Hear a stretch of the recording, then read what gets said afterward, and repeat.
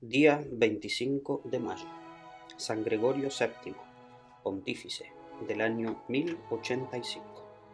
Se llamaba Hildebrando, nombre que en alemán significa espada del batallador.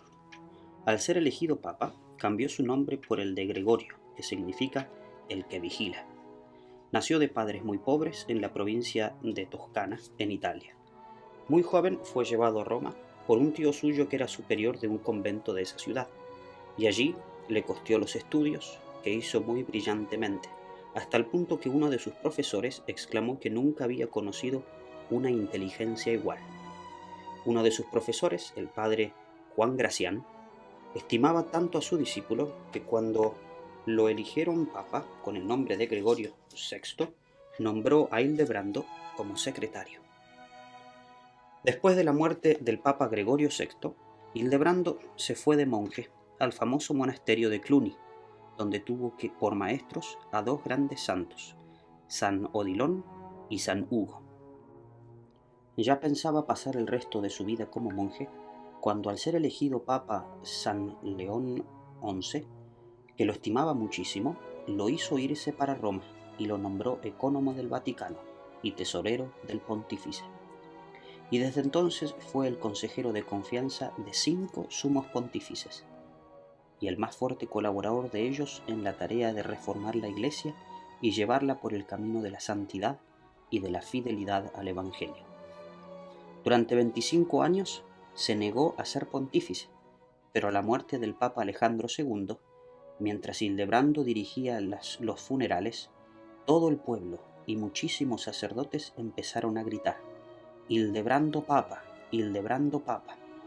Él quiso subir a la tarima para decirles que no aceptaba, pero se le anticipó un obispo, el cual, con sus elocuentes elogios, convenció a los presentes de que por el momento no había otro mejor preparado para ser sumo pontífice. El pueblo se apoderó de él casi a la fuerza y lo entronizó en el sillón reservado al Papa, y luego los cardenales confiaron su nombramiento diciendo: San Pedro ha escogido a Hildebrando para que sea papa. Un arzobispo le escribió diciéndole: en ti están puestos los ojos de todo el pueblo. El pueblo cristiano sabe los grandes combates que has sostenido para hacer que la Iglesia volviera a ser santa, y ahora espera oír de ti grandes cosas. Y esa esperanza no se vio frustrada. San Gregorio se encontró con que en la Iglesia católica había desórdenes muy graves. Los reyes y gobernadores nombraban los obispos, los párrocos y los superiores de conventos, y para estos puestos no se escogían a los más santos, sino a los que pagaban más y a los que les prometían obedecerles más ciegamente. Y sucedió entonces que en los altos puestos de la Iglesia católica llegaron hombres muy indignos de tales cargos y que tenían una conducta verdaderamente desastrosa. Muchos de estos ya no observaban el celibato y vivían en unión libre, y varios hasta se casaban públicamente, y los gobernantes seguían nombrando gente indigna para los cargos eclesiásticos. Y fue aquí donde intervino nuestro santo Gregorio VII, con mano fuerte. Empezó destituyendo al arzobispo de Milán, pues lo habían nombrado para ese cargo porque había pagado mucho dinero. Luego el Papa reunió un sínodo de obispos y sacerdotes en Roma y decretó cosas muy graves. Lo primero que hizo este pontífice fue quitar a todos los gobernantes el derecho de las investiduras, que consistía en que para el solo hecho de que el jefe del gobierno le diera a un hombre el anillo de obispo o el título de párroco, ya el otro quedaba investido de ese poder y podía ejercer dicho cargo. El Papa Gregorio decretó que a los obispos los nombraba el Papa y a los párrocos los nombraba el obispo y nadie más, y decretó que todo el que se atreviera a nombrar un obispo sin haber obtenido antes el permiso del sumo pontífice quedaba excomulgado, es decir, fuera de la Iglesia. Y la misma pena o castigo decretó para todo el que sin ser obispo se atreviera a nombrar a algún párroco.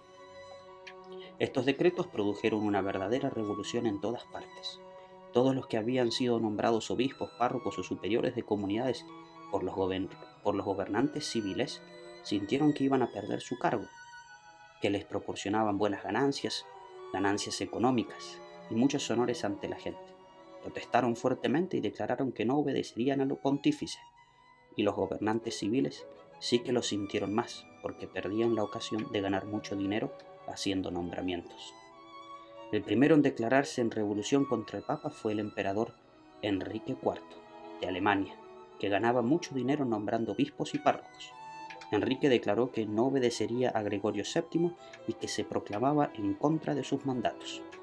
Pero el Papa no le temblaba la mano y decretó enseguida que Enrique quedaba excomulgado, y envió un mensaje a los ciudadanos de Alemania declarando que ya no les obligaba a obedecer a semejante emperador.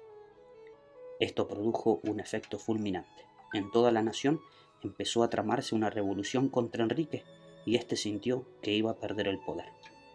Cuando Enrique IV se sintió perdido, se fue como humilde peregrino a visitar al Papa, que estaba en el castillo de Canosa, y allá, vestido de penitente, estuvo por 3 días en las puertas, entre la nieve, suplicando que el sumo pontífice lo recibiera y lo perdonara. Gregorio VII sospechaba que eso era un engaño del emperador, para no perder su puesto, pero fueron tantos los ruegos de sus amigos y vecinos que al fin lo recibió, le oyó su confesión, lo perdonó y le quitó la excomunión. Y apenas Enrique se sintió sin excomunión, se volvió a Alemania y reunió un gran ejército y se lanzó contra Roma, traicionando la amistad y el perdón del Santo Padre, y se tomó la ciudad. El Papa quedó encerrado en el castillo de Sant'Angelo.